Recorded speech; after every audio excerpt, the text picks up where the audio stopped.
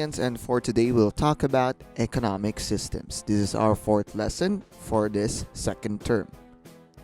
For our learning targets today, we will be able to differentiate comparative advantage and absolute advantage.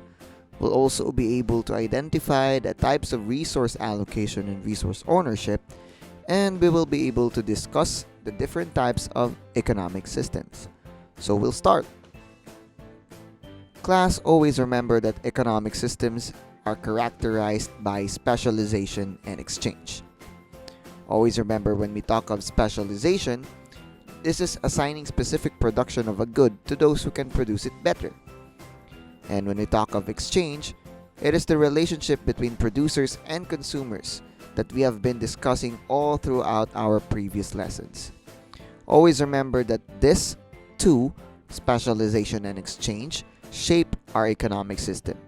And because of this, we enjoy a greater production of goods and services.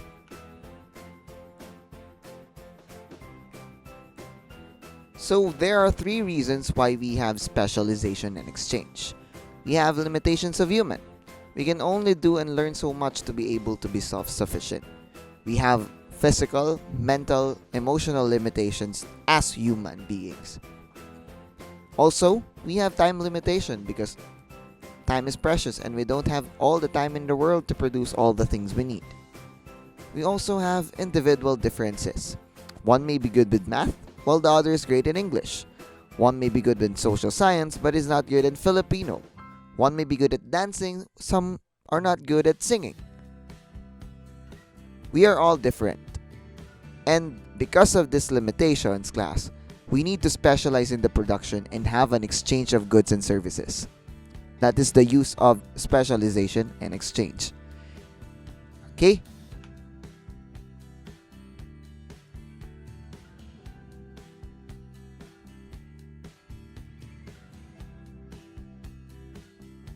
And because of those specialization and exchange, we have come up to an advantage. Some became good in creating goods and services. They were able to produce and create goods and services better. And some people assign the production of these goods and services to them. Having absolute advantage means they can produce goods and services using fewer resources. So absolute advantage, class, is the ability of an individual, company, region, or country to produce a greater quantity of a good or service with the same quantity of inputs per unit of time, or to produce the same quantity of a good or service per unit of time using a lesser quantity of inputs than its competitor. So if you are being able to produce more quantity than your competitors, then you have the absolute advantage. Now, on the other hand,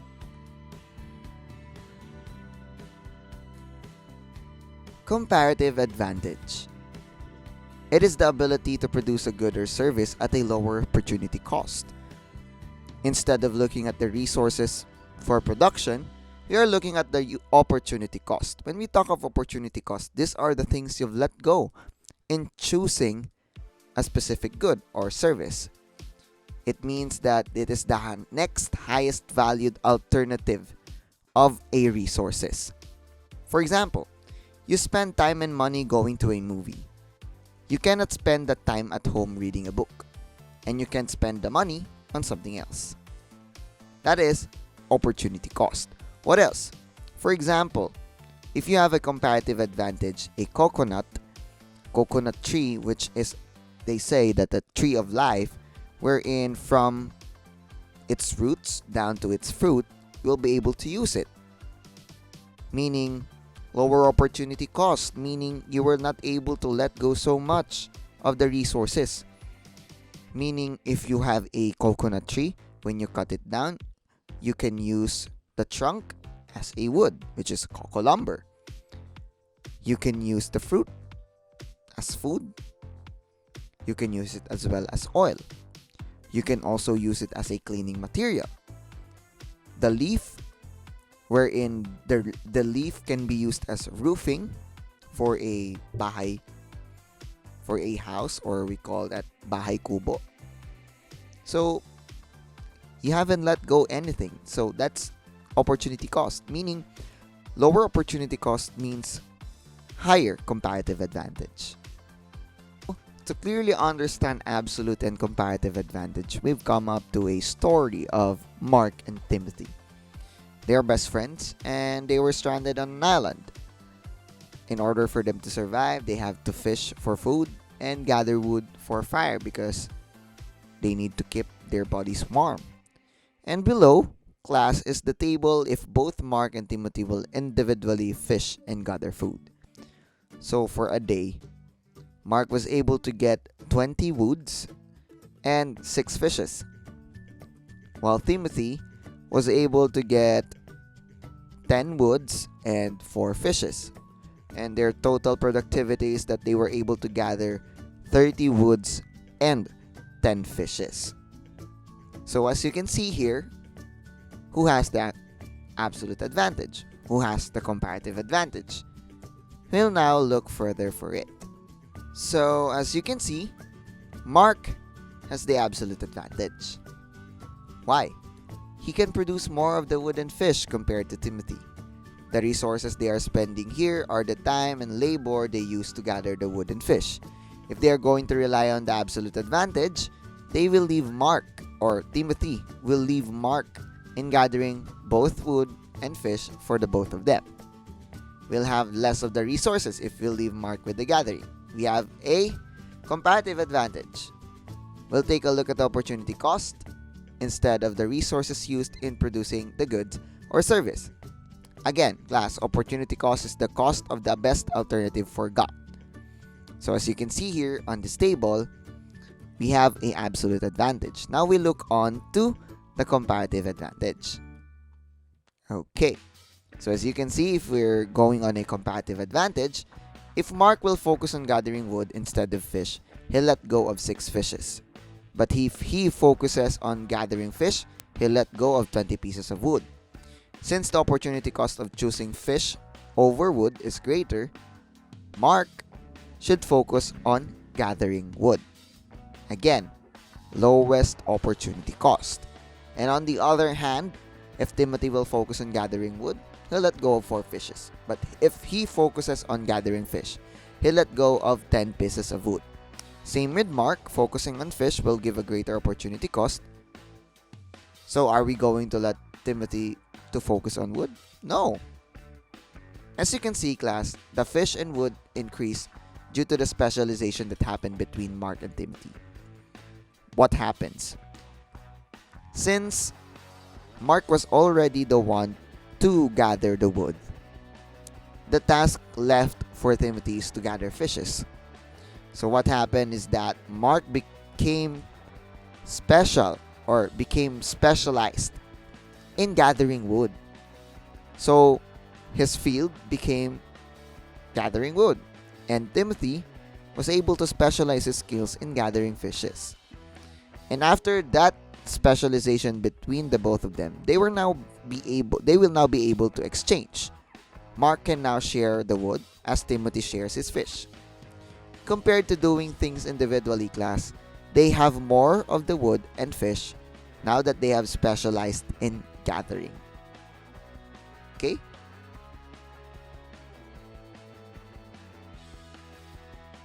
So, since the opportunity cost of letting go of wood, Mark has the greater opportunity cost. This means he has to focus on gathering wood. And as for Timothy, he can focus his energy on gathering more fish, which we can see here. Okay, now we proceed.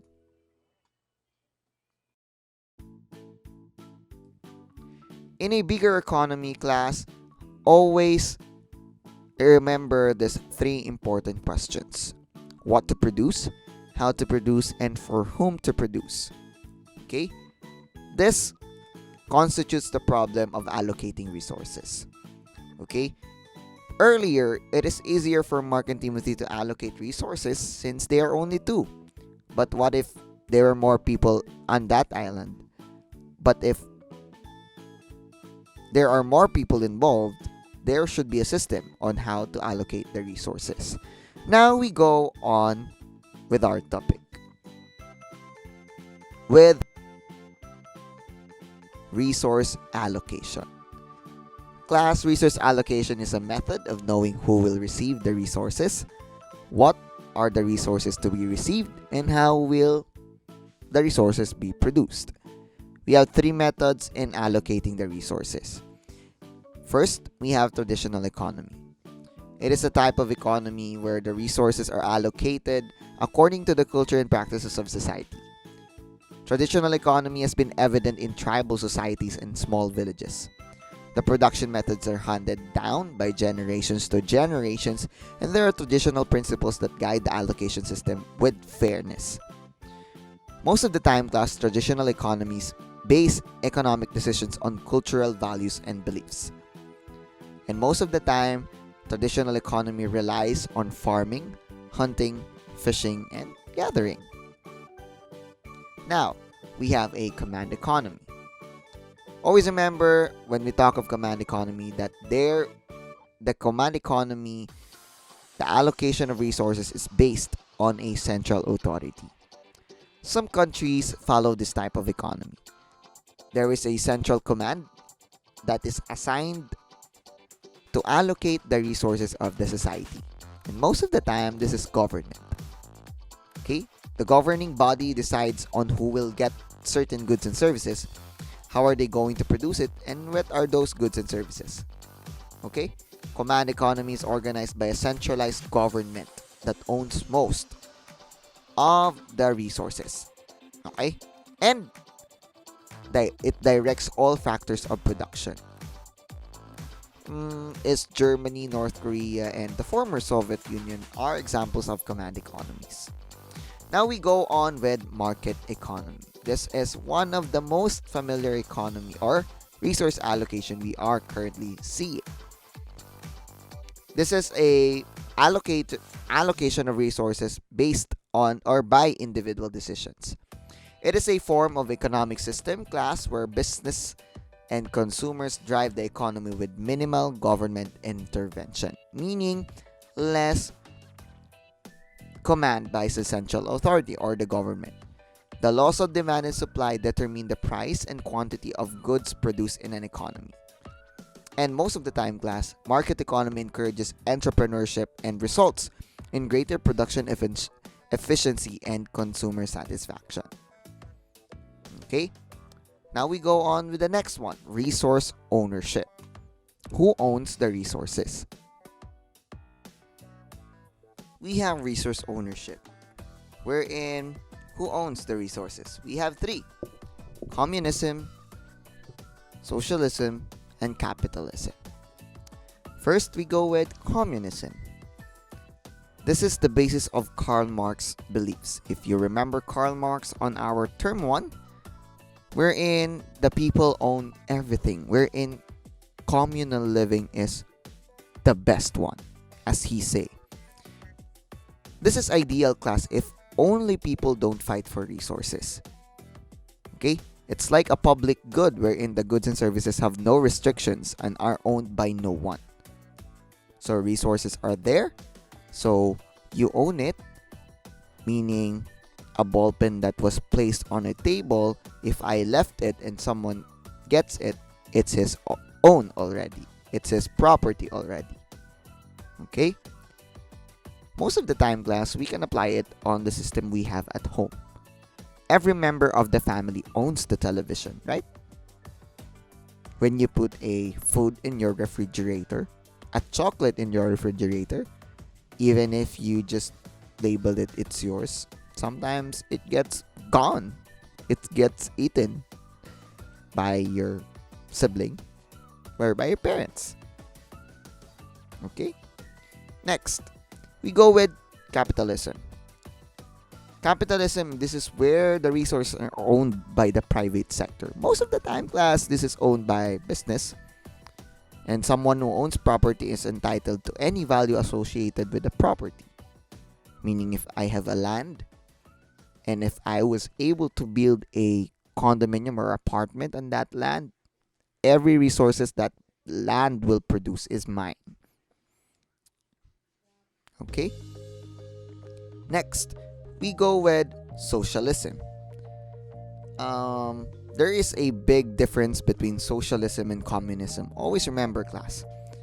This is based on the idea that common or public ownership of resources and means of production leads to a more equal society. Okay? In this point, it becomes a public good because the government owns the resources. Okay? Every resource that society needs is owned by the government. As we can see, most of the countries who pronounce themselves communist are not really communist. They are just socialist, class. Because again, in socialism, individuals can still own property, but the mere chief of the generating of wealth is communally owned and managed by a government. Okay? On socialism, there are still capitalists, or there are still individuals that can own resources, but the main source of the wealth of the country is managed by a government or is owned by the government. So those are communism, capitalism, and socialism. Always remember that economic systems is composed of resource allocation and resource ownership. Below are combinations of the allocation and ownership to define a system. As you can see, both ownership and allocation are divided into two. The ownership is divided only to two if the resources are privately owned or government owned. And on the other hand, we focus on two types of systems for allocation. The market decides the allocation, or the government decides in allocating resources. So we have market capitalism, market socialism, centrally planned capitalism, and centrally planned socialism. We go on it further. Market capitalism. On market capitalism, class, resources are allocated through the use of a market system, and it is owned privately by individuals. Okay? Market capitalism is the economic system that they use to allocate resources. Okay? We have this market socialism, wherein the resources are owned by the government, but they use a market system to distribute and allocate resources.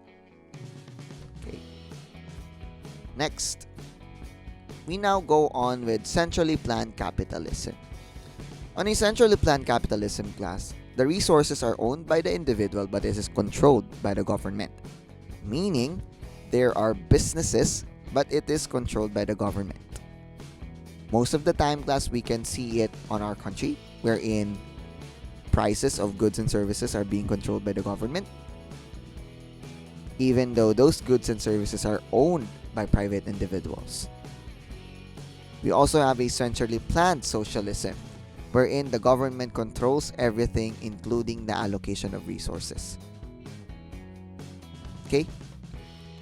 Again, centrally planned capitalism, resources are owned by private individuals but is controlled by the government in terms of allocation. While on central planned socialism, resources are owned and allocated by the state or by the government. So those four are our economic systems. So as long as we go on, class, share how you manage to allocate the things in your home. And with that, thank you very much, and leave Jesus in our hearts forever. Have a great day, and thank you, class.